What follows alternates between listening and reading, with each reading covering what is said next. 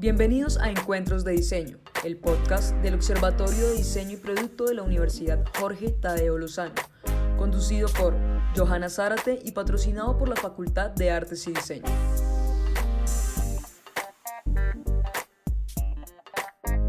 En cada show encontrarás temas y personajes de diferentes disciplinas que nos permitan charlar entre amigos sobre, para y por los encuentros de diseño.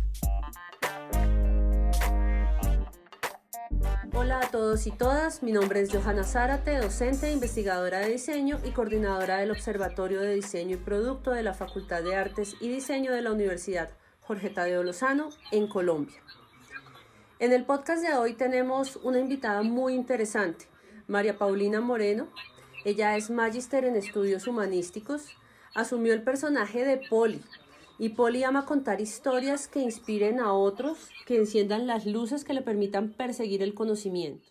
Ella ingresó en la Facultad de Filosofía y Letras de la Universidad Pontificia Bolivariana, donde culminó sus estudios y se desempeñó ya como docente a nivel escolar de las áreas de Ciencias Sociales e Historia. Encontró en la educación una motivación para compartir y construir con otros el conocimiento y también un vehículo para cumplir su propósito de vida, inspirar a otros. El tema de la mujer ha sido un pilar fundamental en el desarrollo académico de Poli, desde su tesis de pregrado como La mujer y la muerte hasta su tesis de maestría sobre la mujer como generadora de resistencia y esperanza en las distopías, pasando también por la experiencia de compartir con estudiantes exclusivamente femeninas en un salón de clase durante más de 10 años. Todas esas experiencias la han llevado a comprender la importancia que tiene en el mundo de hoy hablar de la mujer en la historia, de los orígenes de su imaginario, de las construcciones de su moralidad, de las ficciones que la describen a los ojos de quien no la comprende. Bienvenida, Poli. Muchas gracias, Johanna. Es una alegría para mí estar con ustedes aquí hoy.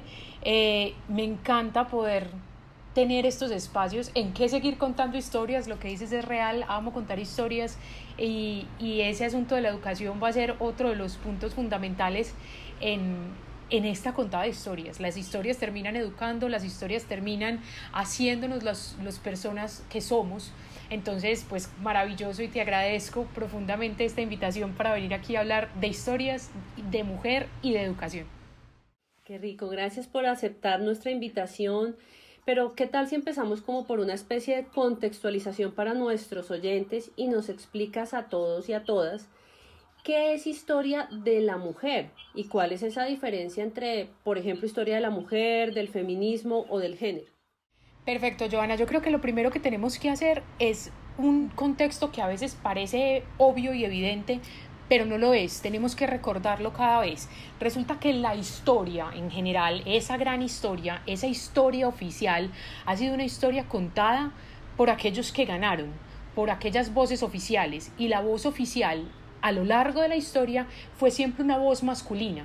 Y al ser la voz masculina quien contó la historia, la mujer entró en ella desde ese papel de lo otro. Entonces ese otro está por allá en tercera persona, casi que alejado de lo que es la historia, entra digamos como de manera anecdótica en la historia, pero las voces de las mujeres en la historia no las conocemos. Son pocos los documentos que tenemos con la voz femenina en ciertos momentos de la historia.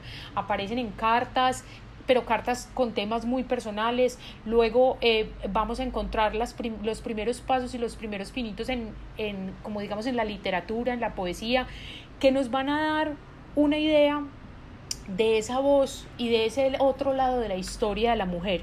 Entonces yo creería que la historia de la mujer es realmente volver la mirada de manera retrospectiva a la historia y contar ese otro lado que no se contó. Digamos que la humanidad está de hecho construida o estructurada en esa dualidad de hombre y mujer indiscutiblemente, y se nos quedó un lado de la historia sin contar, esa historia de la mujer.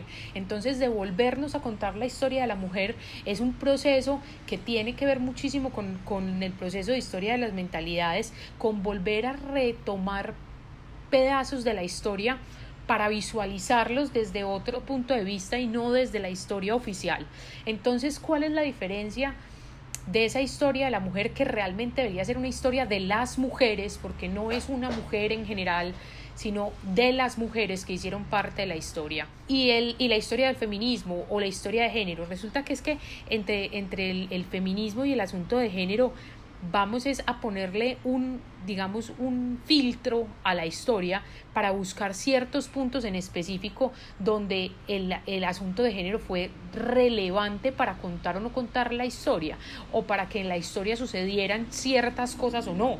Entonces, la diferencia con la historia de las mujeres es que nos devolvemos a la historia a ver qué pasó con ellas, no a cuestionar ni a poner el filtro de que fue el asunto de género lo que no permitió que supiéramos de ellas. También es necesario decir que en la historia de las mujeres nos enteramos y generalmente sabemos de las mujeres en la historia cuando son mujeres transgresoras, cuando van en contra de lo establecido, cuando logran hacer algo así fuera de lo común y entonces pasan a la historia. Pero ¿qué pasó con todas esas otras mujeres que vivían en esos momentos históricos y no eran transgresoras? Hacían parte del sistema, vivían una vida dentro de los límites de lo normal. Pero esa historia también vale contarla, y hay que contarla para también comprender cómo se construye el arquetipo de lo femenino a lo largo de la historia. Fantástico. Entonces, cuando pensamos en historias, fíjate que cuando hablamos, por ejemplo, en la facultad, hablamos de historia del arte, historia del diseño, historia de la arquitectura, ¿no? Hay que hacer ciertas divisiones, pero nos damos cuenta y notamos todo el tiempo que hay muchos temas, movimientos, personajes que están en las tres narraciones, en los tres lugares, en los tres tipos de historia que nosotros entendemos.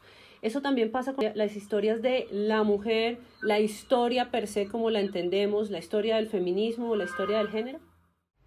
Claro que sí, porque la historia, digamos que en general es una sola historia, que tú puedes poner o entrar por aristas diferentes para buscar temáticas particulares, y que entonces esas temáticas particulares te van a permitir profundizar y que aparezcan ciertos personajes y ciertas características y ciertas situaciones que no están contadas per se en la historia oficial, pero estas se van a traslapar unas con otras, todas hacen parte de la historia. Es, digamos, como que pudiéramos concebir la historia como una gran cajonera y empezáramos a abrir cajones de acuerdo a nuestros intereses. En la historia de la mujer y la historia de las mujeres hay que hablar de género también, y hay momentos en los que tenemos que hablar de mujeres que crearon el feminismo y que dieron pie a todo ese movimiento supremamente poderoso del feminismo, sin necesidad de que toda la historia la leamos a través del ojo del feminismo, pero todo esto se va a interrelacionar y hacen finalmente parte de una misma historia.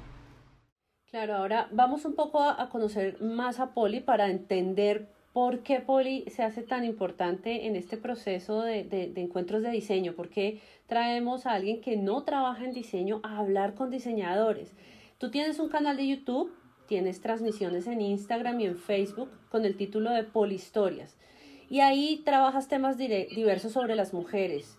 En este momento en que se está hablando de géneros fluidos, multiplicidad de visiones sobre la sexualidad, ¿por qué crees que se hace tan importante hablar de lo femenino? Joana, yo creo que ahí tocas un punto supremamente interesante, y es que mira que no me preguntas por qué se hace tan importante hablar de la mujer, sino de lo femenino.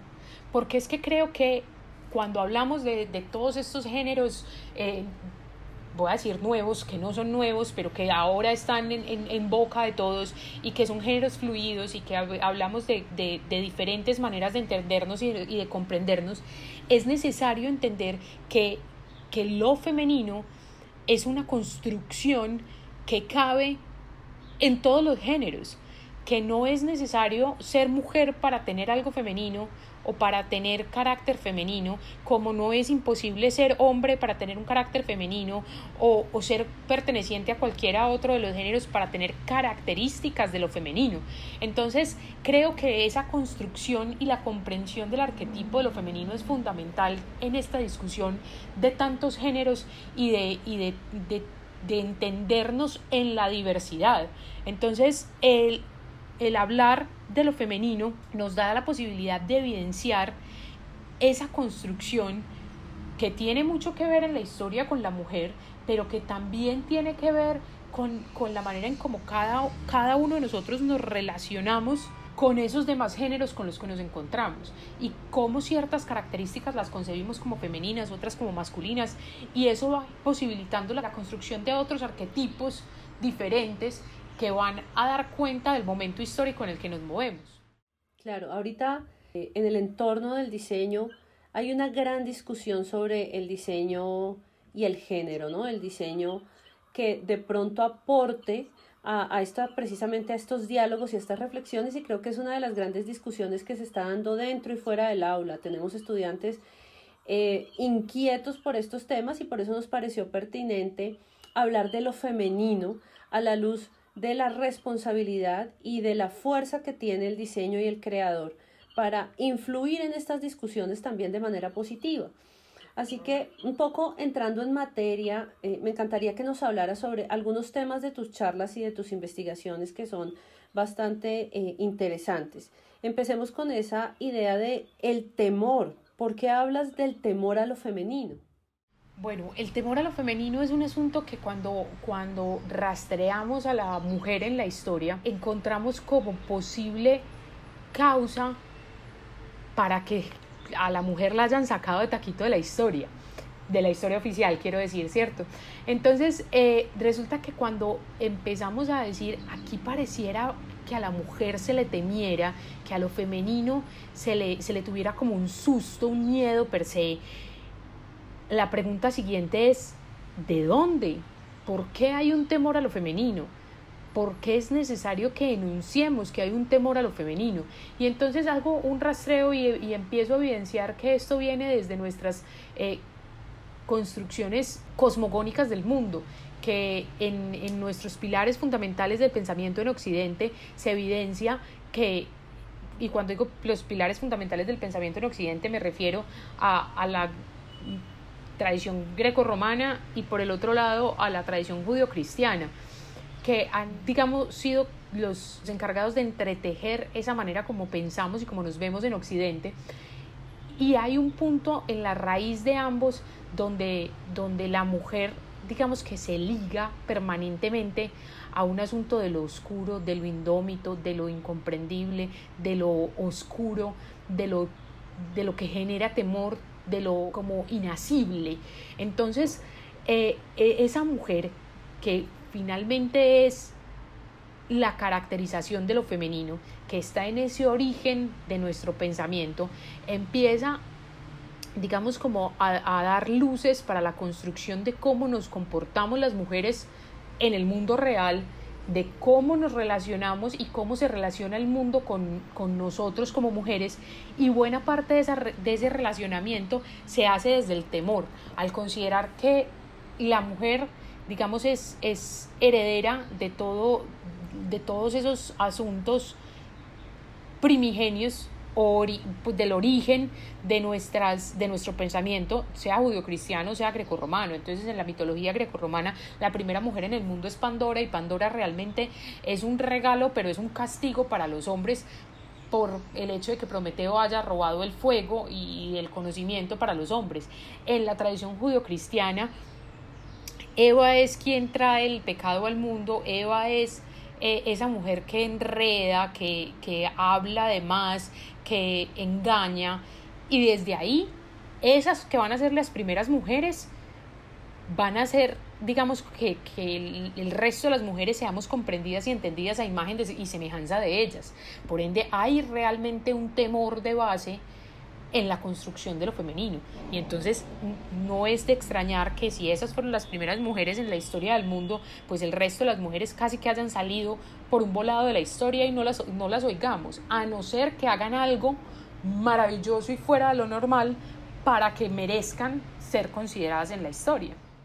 Bueno, pero aún así también son satanizadas, ¿no? Porque cuando vemos, por ejemplo, a Juana de Arco, hizo algo fuera digamos, de cualquier canon femenino en su época, pero aún así todo el tiempo la trataron de loca, ¿no? O de bruja, y esas son Claro. como esas relaciones de la representación femenina, ¿no? O está loca o es una bruja.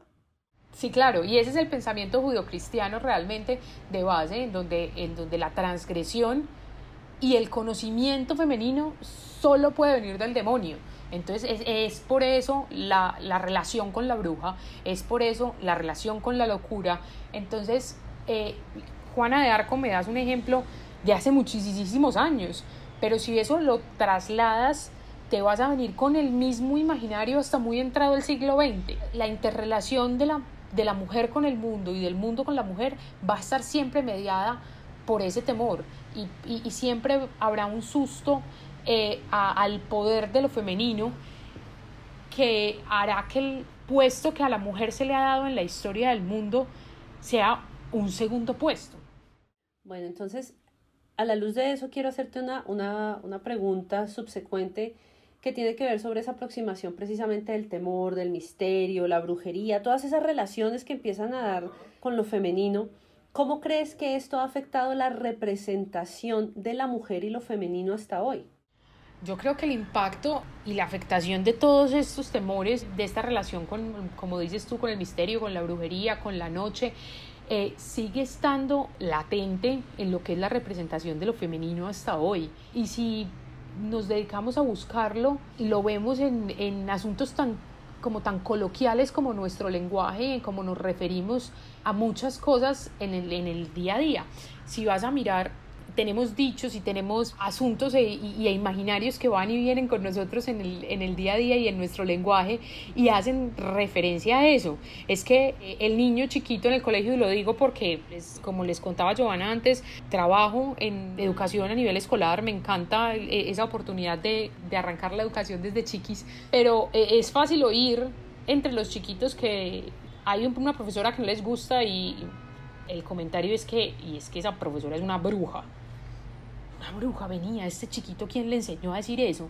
¿Dónde lo ha oído? No, resulta que eso es un asunto que viene inherente a él y es como una carga histórica de su conocimiento humano y son expresiones que lanzamos en el día a día. Ese chiquito no tiene ni idea, no ha llegado a estudiar ni siquiera lo que fue el medioevo, mucho menos la brujería y mucho menos sabe lo que realmente es una bruja, pero la connotación está ahí. Si el profesor que le cayera mal fuera un hombre, nunca diría es que este profesor es un brujo. No, eso tiene sentido, ¿cierto? Porque donde lo diga así, además suena bueno, pues suena positivo, ¿cierto? Entonces ya uno dice como, no, venga, ¿qué hizo el profesor que fue tan bueno? Entonces, esa connotación que tenemos en la representación de lo femenino, desde ese entonces, desde ese temor que se viene dando desde el origen de nuestro pensamiento, es real y se palpa hasta el día de hoy. En cosas como mundos que uno creería que no se permean de esas cosas, como el mundo empresarial, por ejemplo, aún tenemos una brecha salarial gigantesca entre hombres y mujeres, y cuando, digamos, en algún momento yo fui a preguntar desde lo empresarial, desde lo administrativo, van y me dicen, lo que pasa es que yo a la mujer tengo que prever que va a tener un hijo y que va a sacar licencia de maternidad y no sé cuánto tiempo y no sé qué, y yo decía, venga, o sea, eso sigue siendo temor a la posibilidad de que la mujer sea generadora de vida, que puede hacer algo que los hombres definitivamente no. Entonces, esas representaciones de lo femenino se van, digamos, como entretejiendo en nuestra sociedad en el día a día y siguen acompañándonos desde el ámbito del temor. No estoy diciendo que las cosas sean igual hoy a como fueron en la modernidad, cuando arrancamos a cazar brujas y a mandarlas a la hoguera y a la horca. No es eso, pero sí hemos trasladado y arrastrado en la historia esos imaginarios. Lo que también tengo que decir es que no todos ellos han sido pocos productivos para la mujer. Hay mujeres y hay momentos en la historia en que realmente la mujer se ha, digamos, aprovechado de esos imaginarios, y si vas y miras el personaje de la mujer fatal, de la femme fatal, no es sino eso, es aprovecharse de ese temor que genera, de ese miedo que genera la posibilidad de su poder, sea sexual, sea de seducción, sea de inteligencia, para convertirlo en su personaje y hacer uso de él. Entonces aparecen mujeres en la historia que de hecho han hecho gala de ese temor que se les profesa para cosas positivas y lo han usado en su beneficio. Entonces, también hoy eso sucede, también hoy tenemos asuntos donde consideramos que son trabajos más aptos para la mujer que para los hombres, no porque sean trabajos de menos, sino porque consideramos que las características de lo femenino tienen un impacto en ciertas áreas de nuestro quehacer. Entonces creo que la representación de lo femenino hasta el día de hoy está directamente impactada por el temor que se construye en la base, para bien y para mal. Total, yo creo que ahorita escuchándote hago un paralelo con esa idea de la hoguera y la palestra, con la lapidación en redes sociales que muchas mujeres sufren en la actualidad, ¿no? Tal vez no las quemamos físicamente, ¿no? Se les sigue apedreando con palabras que posiblemente la gente asume que son más inofensivas, pero no necesariamente. Es real, y creo que no solamente se lapida a las mujeres, se persiguen características de lo femenino. En estos días estaba analizando el perfil de un personaje público en donde yo decía, los comentarios más pesados que le hacen es en aquellas fotos donde asume una actitud de seducción. No es una mujer, pero la seducción es una característica de lo femenino y es ahí donde genera choque. Entonces eso me da para hilar ese sentido que venías construyendo y decir que hemos evolucionado, digamos que no perseguimos o no lapidamos a la mujer solamente por ser mujer. Hoy en día buscamos también las características de lo femenino, las identificamos en otros géneros y somos capaces de atacarlas por el solo hecho del temor que generan. Total. Fíjate que ahí podemos hacer una relación con esta noción de la sexualidad, de lo sexual, del erotismo, que ha sido posiblemente una de las grandes armas que ha esbozado la creatividad, ¿no? El diseño y la publicidad para vender todo tipo de productos desde mediados del siglo XX. Entonces se venden motos con mujeres semidesnudas, se venden panes con mujeres semidesnudas, se venden apartamentos con mujeres semidesnudas. Eso también es otra noción de esa representación del temor a lo femenino. ¿Nos objetivizan de alguna manera? Yo creo que sí. Creo que al volvernos objeto y al volver el cuerpo de la mujer objeto, se busca arrebatarle ese poder que tiene si la objetivización viniera desde la mujer. O sea, si la mujer se creara a ella misma como objeto y si utilizara como herramienta y utilizase su cuerpo como herramienta, sería supremamente poderosa. Y mira que entonces ahí se nos devuelve otra vez a la historia que estábamos contando de la femme fatale y de una Lucrecia Borgia en su época, ¿cierto? Que entendió que su sensualidad, que su sexualidad, que su cuerpo era una herramienta perfecta para, mediante la seducción, obtener lo que ella quisiera y lo que su papá, que además era el papa, quisiera. Entonces, creo que sí hay una relación con el temor. Creo que al objetivizar el cuerpo de la mujer y la imagen de la mujer, buscan restarle ese poder y esa posibilidad de que ella sea quien lo haga, fuera de que creo que es el mismo mecanismo de las redes. O sea, lo ponemos tan público que se nos vuelve paisaje. Y entonces somos capaces de comprar motos con mujeres semidesnudas, apartamentos con mujeres semidesnudas, panes con mujeres semidesnudas, y eso no tiene nada de raro, porque eso está pasando en todos lados. Entonces se nos volvió paisaje, y al volvernos las cosas paisaje, perdemos la noción de lo poderosas que son. Entonces creo que sí hay una relación con el temor. Creo que también hay otra alusión al asunto de la conceptualización de lo femenino, y es que cuando lo mencionas, por ejemplo, en el asunto de la publicidad, es además uno de los otros poderes de lo femenino que siempre se le ha otorgado, es el poder de la tentación. Entonces mira que realmente, si volvemos al origen, fue Eva quien, entre comillas, le vendió la manzana a Adán y lo convenció de que la probara. Entonces, pues si funcionó en el principio de los tiempos, ¿por qué no habría de funcionar hoy para vender una moto? Venga, tráigame a Eva, y Eva está semidesnuda, póngamela encima de la moto y tráigame todos los Adanes que se van a dejar convencer, como pasó en el principio de los tiempos. Entonces, si miras, la plantilla es exactamente la misma, el comportamiento es exactamente el mismo y el patrón es exactamente el mismo. Total. Estaba pensando ahorita, cuando tú hablabas de cómo se nos vuelve paisaje el cuerpo de la mujer, ¿no? Exhibido como un objeto. La diferencia que hay, por ejemplo, cuando una mujer lacta. eso sí ya no es paisaje, aunque es el mismo cuerpo desnudo, de pronto expuesto frente a los otros, ¿no? Y ahí nuevamente hay un choque con respecto a ciertas características que son exclusivas de lo femenino. Es un asunto supremamente intrigante, porque es que ahí ya no desvelamos el cuerpo de la mujer como el gran seductor, sino como ese cuerpo que es dador de vida y de muerte. Y entonces cuando vemos a una mujer amamantando, vemos a esa mujer en la que hablábamos de George Duby y las fases de la luna, y nos dice esa mujer que es la luna llena, que es dadora de vida, pero que si volteamos la torta es también quien puede quitarnos la vida.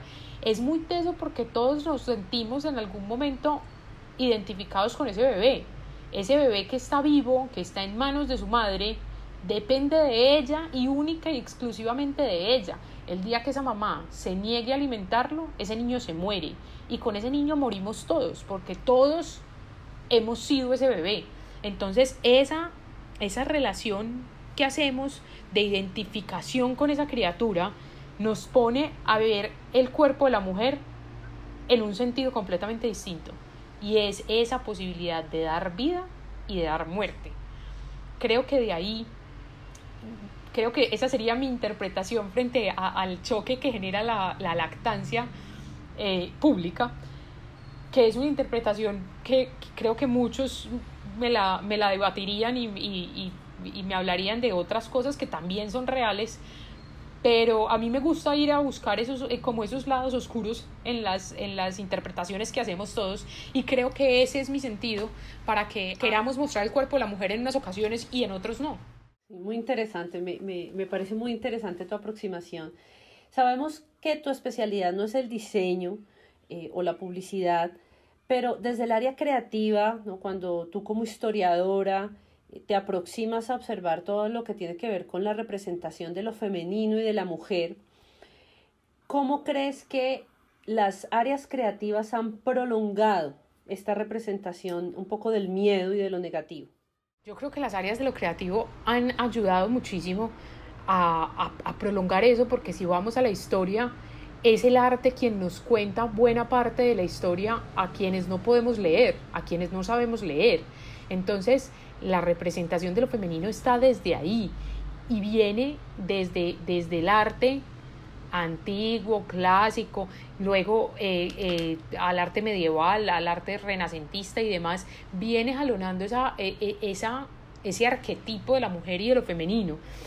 Y en la parte creativa, por todos los lados podemos observar cómo el arquetipo se profundiza. Por ejemplo, yo estudié literatura, además, entonces creo que tengo una afinidad ahí como con la historia de las mujeres en la literatura. Y si uno va y mira una Mary Shelley, que escribió una de las grandes obras de la literatura, que nos sorprende realmente que haya sido escrita por una mujer, cuando Frankenstein ve la luz del sol como novela, la ve bajo el manto de lo que es el esposo de Mary Shelley. El nombre de ella no podía figurar como único autor de una novela como esta. Entonces dice uno, estamos todavía dentro del lado de lo creativo, la producción literaria es una producción creativa, y aún así, donde el cuerpo de la mujer no está, digamos, intrínsecamente representado o directamente representado, el asunto de lo femenino vuelve a generar temor y tiene que ser tapado y desdibujado. Creo que pasa lo mismo en el arte, en el diseño, y además creo que pasa otro asunto, y es que hay ciertas mujeres en la historia del arte y del diseño y de la publicidad que pasan a la historia por un asunto en particular, y que el mundo se encarga de recordarlas por un asunto en particular, y cuando va uno a ver, detrás de ellas había otro montón de cosas que nunca se dijeron, y dice uno, venga, ¿por qué no nos contaron la historia completa? Resulta que es como si la historia del arte y de lo creativo sintiera que ha cumplido, como que ha chuleado con mencionar a las mujeres, y y con mencionar un solo elemento. Era como si me hubieran puesto esa tarea, entonces ya hablé de una mujer chuleado de esto que hizo y sigamos con lo nuestro. Entonces creo que en las áreas de lo creativo se ha prolongado esa representación de la mujer desde el tras bambalinas. Creo también que el arte y las áreas de lo creativo han sido una arena fundamental y maravillosa para que las mujeres también hagan esos momentos de transgresión que las van a sacar del anonimato en la historia, y el arte ha abierto sus puertas para ello. Entonces creo que no le podemos caer lance en ristre al arte y a lo creativo porque hayan arrastrado o hayan prolongado la representación de la mujer desde lo negativo, sino que también tenemos que reconocerles que son posibilitadores de ese cambio de paradigmas de la mujer desde hace unos años para acá, y que realmente deberíamos hoy acercarnos a ellos con la entera convicción de que desde ahí se puede realmente reconstruir una historia de lo femenino. Totalmente de acuerdo, Poli, porque finalmente es bastante interesante ver cómo históricamente, con respecto al arte y al diseño, la historia la han contado hombres y han hablado más que todo de hombres, ¿sí? Y lo que tú dices, las mujeres que aparecen son digamos, un poco anécdotas en esa historia, y generalmente son las esposas de, ¿no? Su mayor reconocimiento, y coincidencialmente, debido a esa costumbre histórica en Europa, sobre todo, de que la mujer cambiaba de apellido en el momento de casarse, muchas de sus obras claramente no se pueden identificar porque solo estaban firmadas con apellido. Entonces son todas adjudicadas al esposo. También históricamente y documentalmente es difícil rastrearlas.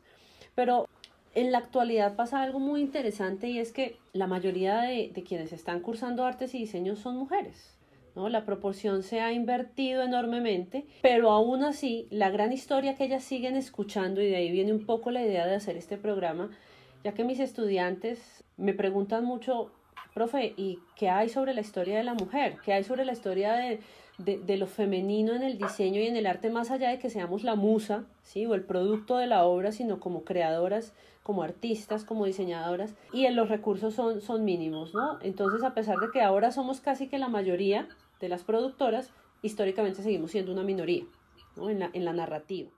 Y yo creo que, Johanna, eso pasa en el arte, en el diseño, y pasa en muchas otras cosas. El poder o la incursión de la mujer en las diferentes áreas del saber, digamos que es tardía, y por eso no tenemos una historia, pero cuando vamos a ver lo que se genera en los últimos años, la producción femenina y la cantidad de mujeres que cada vez vamos rastreando y viendo en las noticias, en las publicaciones, que ascienden a lugares de visibilización en la sociedad, es muchísimo mayor. Por ende, la historia de la mujer va a tener que empezar a ser contada como parte de la historia tal cual. Y exactamente, está creciendo a pasos agigantados. Entonces, un poco a la luz de esto, ¿qué tal si hablamos sobre esta noción de biografía y memoria? En tu opinión, ¿la reconstrucción biográfica y de memoria de las mujeres de la historia contribuye a repensar el rol de la mujer en la historia misma? Absolutamente, Johanna, yo creo que sí contribuye, creo que es la manera de hacerlo. Creo que hay que repensar el rol de la mujer en la historia, y para eso tenemos que ir a conocer a esas mujeres de la historia y hacer un rastreo biográficos de ellas, quiénes eran, qué hicieron, por qué lo hicieron, y construir una memoria de esas mujeres y esas vidas. Yo creo que siempre me encuentro con la palabra recordar, y uno solamente puede recordar lo que vivió, y ese recordar que viene del latín recor cordis, es que es volver a pasar por el corazón, tiene que ser como lo que jalone esa idea de volver a hacer, de hacer estas biografías, de recuperar estas memorias. Hay que recordar a esas mujeres así no las hayamos vivido, para poder que repensemos y digamos que resignifiquemos el rol de la mujer en la historia, porque entonces venimos con una historia que nos han contado donde a la mujer la han, digamos, despachado de alguna manera al ámbito de lo privado, y en el ámbito de lo privado no se cuenta la historia se cuenta en el ámbito de lo público, la historia se crea en el ámbito de lo público. Entonces creo que este llamado a la biografía, a la memoria, es ir a meter las narices, a escudriñar en el ámbito de lo privado para rescatar esos roles de la mujer en otros ámbitos que no sean el de ser madres o el de la cocina. No sé, creo que esa reconstrucción biográfica de la vida de las mujeres tiene que llevarnos a repensar el rol de la mujer en la historia y al día de hoy, porque además lo tenemos que ser capaces como de migrar a lo que significa la mujer hoy para que esa reconstrucción biográfica y de memoria tenga sentido. Total. En el caso de Latinoamérica, o específicamente aquí en Colombia, ¿en qué estado crees tú que está la historia de la mujer? En pañales, así de sencillo, porque creo que primero creo que en Latinoamérica hemos sido muy dados a reconstrucción de historia y a buscar historia en otros lados que no sea lo nuestro. Creo que es una falacia que tenemos, porque nuestra historia es bellísima, es muy rica, y creería yo que, volviendo a la pregunta anterior, la historia de Latinoamérica y la historia de la mujer en Latinoamérica tiene mucho que dar para ayudarnos realmente a repensar los roles de la mujer en la historia, porque la vida de las mujeres en Latinoamérica es distinta y es muy diferente a la vida de las mujeres de la historia en Europa o en Estados Unidos o en Asia, que todavía en Oriente todavía es más extraña aún, pero la mujer latinoamericana vive y se relaciona de una manera diferente a la mujer del resto del mundo. Cada una de estas mujeres de diferentes contextos socioculturales se relacionan de una manera diferente, y creo que hay que contar la historia. Además creo que, sobre todo en Colombia, y voy aquí a tirarme a la región y decir, y sobre todo en Medellín, hemos corrido últimamente el peligro de reconstruir una historia de la mujer desde unos personajes que para mí son peligrosos a la hora de repensar el rol de la mujer en la historia. Y entonces uno habla con extranjeros de mujeres en Medellín y te van a decir, ay, Rosario Tijeras, ok, sí, y hay que hablar de ella, y realmente es un personaje que transgrede y que hay que reconocerlo en la historia. Pero ahora que empezábamos esta conversación hablábamos de todas esas mujeres paisas que fueron pioneras en un montón de cosas y de las que poco se habla, y poco se habla aquí y poco se habla afuera. Te voy a decir, y otra vez voy a hacer como a echar mano de esa experiencia que tengo en las aulas escolares, además en colegios femeninos, donde colegio femenino paisa, y aquí no se habla de la historia de estas mujeres. ¿Por qué? Esa historia hay que contarla, esa historia la tenemos que recoger, esa historia la tenemos que reconstruir, porque es que nos habla de quiénes somos, y es que estamos muy cerquita, tenemos yo diría que la gran ventaja de estar muy cerca en términos históricos, porque es que unas cuantas décadas hacia atrás todavía estamos hablando de que es mi abuela, mi bisabuela, y todavía puedo rastrear cosas, y esa historia hay que rescatarla y hay que, digamos, vivirla de una manera diferente. Creo que inspirar eso en las generaciones que vienen, y que nos estemos dando cuenta que tus chicos, cuando llegan a la universidad, quieren saber quiénes estuvieron antes que ellos y quieren saber de esa construcción, de la producción de las mujeres. Creo que ya eso nos está dando pistas de que el switch está cambiando, de que queremos ver las cosas de una manera diferente, y creería yo que este es el momento para hacer historia de las mujeres en Latinoamérica, y sería encantador poder hacer parte de ella y hacer parte como de esa reconstrucción del rol de la mujer en la historia desde Latinoamérica. Total, yo creo que es un tema apasionante. De hecho, el mes pasado estuve leyendo un libro que se llama Colombianas en la Vanguardia, de la Universidad de Antioquia, precisamente, que cuenta la historia de esas mujeres pioneras, la mayoría antioqueñas, que fueron las primeras generaciones bachilleres, las primeras generaciones profesionales en Colombia, con posgrado en lugares internacionales. y ver cómo permearon ellas el mundo, ¿no? Aquí, por ejemplo, en Bogotá, la mayoría de ellas tuvieron gran influencia en Bogotá. Uno de nuestros episodios anteriores de la segunda temporada habla sobre este tema, mujeres en la universidad.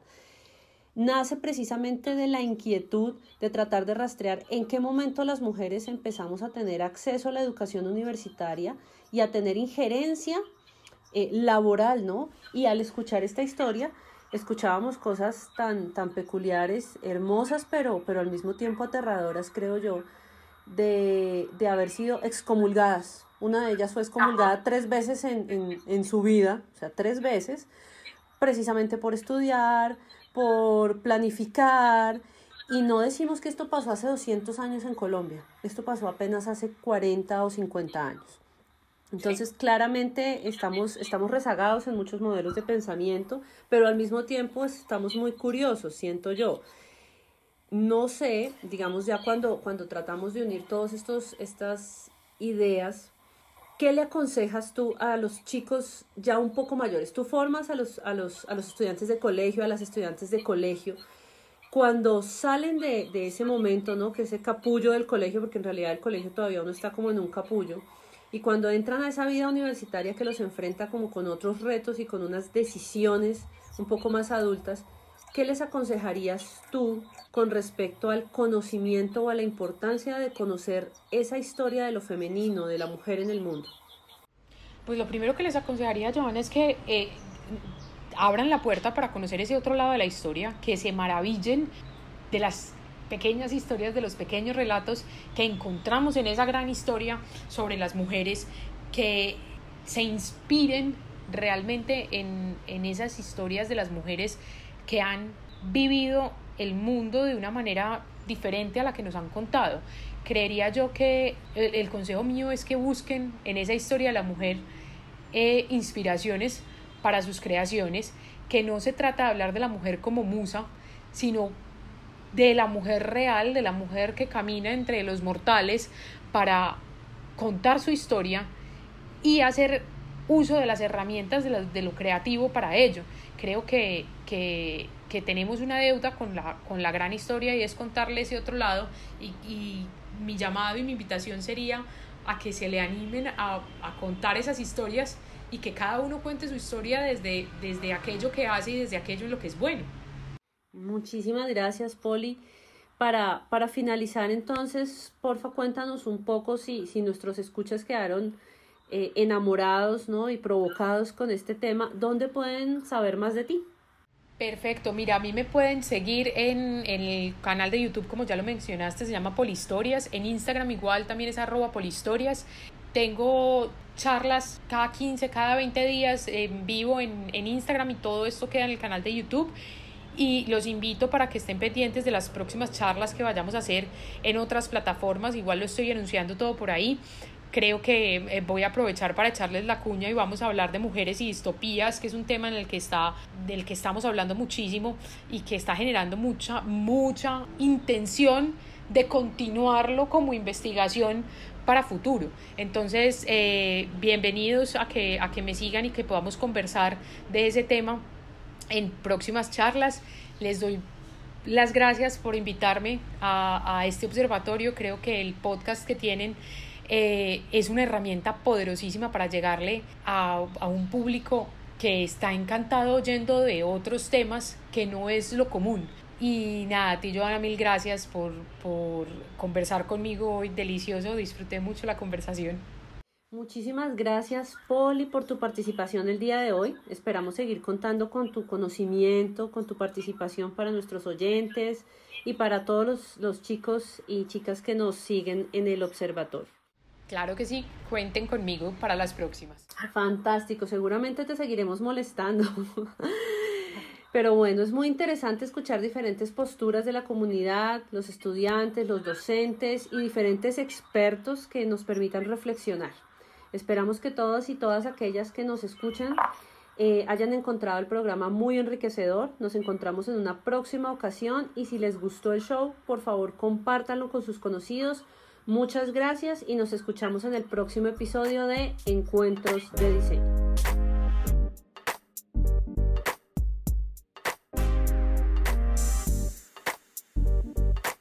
Encuentros de Diseño les da las gracias por escucharnos y los invitamos a buscar nuevos episodios, videos, noticias y más en nuestro micrositio, canal de YouTube y Facebook, Observatorio de Diseño de Producto.